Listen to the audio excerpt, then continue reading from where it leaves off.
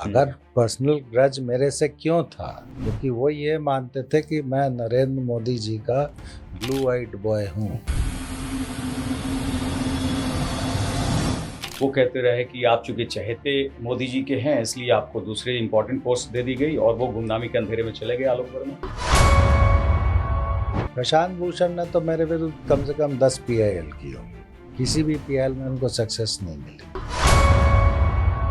मैं उस समय काफ़ी high profile sensitive cases investigate कर रहा था और मुझे पर्सनल टारगेट किया जा रहा था। मैं तो चूंकि फ्रंट पे था, CBI में इन्वेस्टिगेट कर रहा था, टारगेट मैं ही था।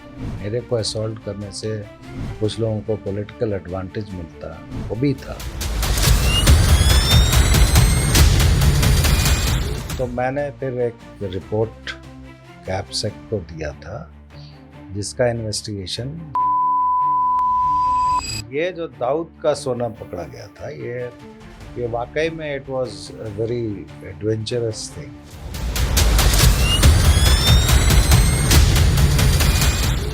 और 86 से 92 तक मैंने जितनी भी पोस्टिंग करी, मेरे को बहुत टफ सिचुएशंस में डाला गया और मोस्टली राइट जहाँ पे होते थे वहाँ भेजा जाता था। राइट्स पूरे हो जाए, शांति हो जाए तो फिर वापस। वहाँ पहुँचने पर नीचे से लोगों ने बंद कर दिया, जीना चढ़ के हम ऊपर गए, नीचे दरवाज़ा लॉक कर दिया। तो दैट वाज डेंजरस। एरिया ऐसा था कि वहाँ पुलिस ऑफिसर अगर अंदर घुस गया, चढ़ गया तो बंद करके आग लगा देते। You cannot come out of it. लेकिन आग से खेलना तो मुझे लगता है आपको अच्छा लगता था। है का तो खैर सवाल ही नहीं है। आप गुजरात लौटे तो फिर चीज़ें बदल चुकी थी, नरेंद्र मोदी CM बन चुके थे वहाँ पर। आपकी मुलाकात इनसे CM बनने के बाद हुई या पहले आपकी मुलाकात हो चुकी थी? देखिए 92 से 2002 में स्टेट में नहीं था और मेरी मुलाकात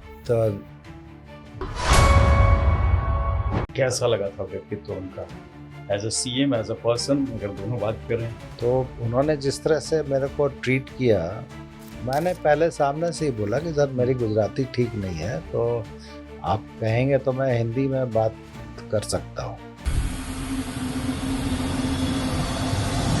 क्राइम सीन इन्वेस्टिगेशन से एक चीज़ जाहिर ज़रूर हुई थी कि जिस जगह पे बोगी खड़ी थी, मतलब ट्रेन खड़ी थी और S6 को टारगेट किया गया और उसके ऊपर असॉल्ट करके आग लगाई गई, वो आग बाहर से लगा पाना बड़ा मुश्किल था।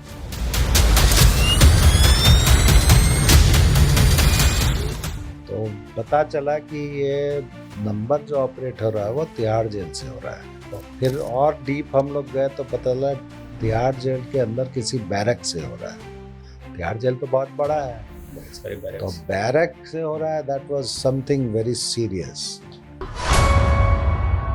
किसी भी पूछताछ में आप शुरू में बैकग्राउंड पूछते हैं ना कि आपका नाम क्या है, फादर का नाम क्या है, कहाँ के रहने वाले हैं, कैसे है, एजुकेशन क्या है, इस तरह की चीज़ें पूछी जाती हैं बैकग्राउंड तैयार करने के लिए।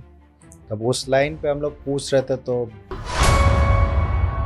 मैं तो देखिए जब तक सक्षम हूँ काम करने के लिए तो करूँगा, अभी भी कर रहा हूँ, कुछ ना कुछ करता रहता हूँ। अगर सरकार की तरफ से कोई इस तरह का आदेश होगा तो डेफिनेटली उसमें कोई दो मत नहीं है।